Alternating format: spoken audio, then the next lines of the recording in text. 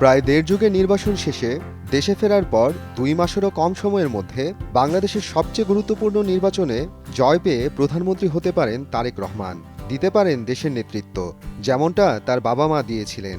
এমনই এক সম্ভাবনার তথ্য উঠে এসেছে ব্রিটিশ বার্তা সংস্থা রয়টার্সের প্রতিবেদনে।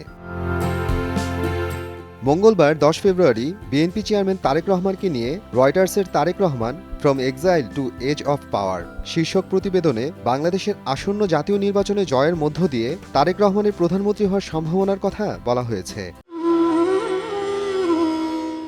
প্রতিবেদনে বলা হয়েছে, তারেক রহমান 2008 সালে চিকিৎসার উদ্দেশ্যে লন্ডনে যাওয়ার পর টানা 17 বছর বিদেশে অবস্থান করেন। গত ডিসেম্বরে দেশে ফিরে দ্রুতই তিনি বাংলাদেশ জাতীয়তাবাদী দল বিএনপির নেতৃত্বে সক্রিয় হন এবং আগামী 12 ফেব্রুয়ারির জাতীয় নির্বাচনে পরবর্তী প্রধানমন্ত্রী হওয়ার দৌড়ে সবচেয়ে এগিয়ে থাকা প্রার্থী হিসেবে উঠে আসেন।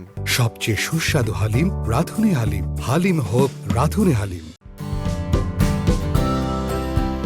রয়টার্স বলছে, নির্বাচনী প্রচারে তারেক রহমান একটি আধুনিক গণতান্ত্রিক ও জবাবদিহিমূলক রাষ্ট্র গঠনের অঙ্গীকার করেছেন। তিনি জানিয়েছেন, ক্ষমতায় গেলে এমন সাংবিধানিক সংস্কার আনা হবে যাতে কোনো ব্যক্তি 2 মেয়াদের বেশি প্রধানমন্ত্রী থাকতে না পারেন। তার মতে এতে করে স্বৈরতান্ত্রিক প্রবণতা রোধ করা সম্ভব হবে। অর্থনৈতিক পরিকল্পনার ক্ষেত্রেও তারেক রহমান বেশ কিছু অগ্রাধিকার তুলে ধরেছেন। তিনি দরিদ্র পরিবারের জন্য আর্থিক সহায়তা বাড়ানোর কথা বলেছেন, পাশাপাশি দুর্নীতির বিরুদ্ধে কঠোর অবস্থানের প্রতিশ্রুতি দিয়েছেন। শুধু তৈরি পোশাক শিল্পের উপর নির্ভর না থেকে খেলনা, চামড়াজাত পণ্য সহ নতুন শিল্পখাত গড়ে তুলে অর্থনীতিকে বহুমুখী করার পরিকল্পনার কথাও উল্লেখ করেছেন তিনি।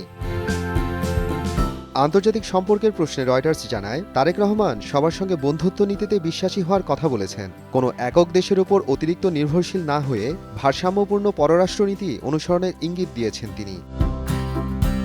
একদিকে তিনি তার বাবা জিয়াউর রহমান ও মা খালেদা জিয়ার রাজনৈতিক উত্তরাধিকার বহন করছেন, অন্যদিকে নিজেকে একজন নীতি নির্ধারক ও ভবিষ্যৎমুখী নেতা হিসেবে তরুণ ভোটারদের কাছে তুলে ধরার চেষ্টা করছেন। মাঠ পর্যায়ে বিএনপির সাংগঠনিক শক্তি এবং ভোটারদের মধ্যে পরিবর্তনের আকাঙ্ক্ষা তাকে এই নির্বাচনের প্রধান প্রতিদ্বন্দ্বী বা ফ্রন্টরানার হিসেবে প্রতিষ্ঠিত করেছে বলে রয়টার্সের প্রতিবেদনে উল্লেখ করা হয়েছে। এখন দেখার বিষয়, আগামী কয়েকদিনের মধ্যেই তারেক রহমানের দীর্ঘ নির্বাসন থেকে ক্ষমতার পথে যাত্রা চূড়ান্ত পরিণতি পায় কিনা।